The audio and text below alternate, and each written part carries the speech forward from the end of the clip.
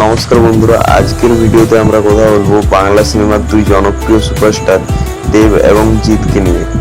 জিৎ তার ক্যারিয়ারে বহু সুপারহিট সিনেমা উপহার দিয়েছেন।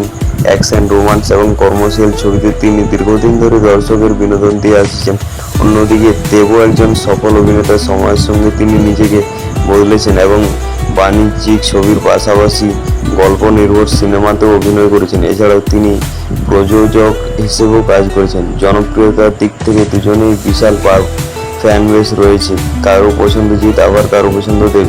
তাই কে সেরা, এর উত্তর একজনের কাছে এক এক রকম হতে পারে। আমার মতে বাংলা সিনেমার জন্য দুজনের অবদান গুরুত্বপূর্ণ। তাদের মধ্যে তুলনা করার চেয়ে ভালো সিনেমাগুলো উপভোগ করাই বেশি গুরুত্বপূর্ণ। এবার তোমাদের পালা। তোমাদের মতে বাংলা সিনেমার আসল কিং কে, দেব নাকি জিৎ? কমেন্টে অবশ্যই জানাও। ভিডিওটি ভালো লাগলে লাইক দাও, চ্যানেলটি সাবস্ক্রাইব করো আর এমন ভিডিও দেখতে চাইলে বেল আইকন অন করে রাখবে। ধন্যবাদ।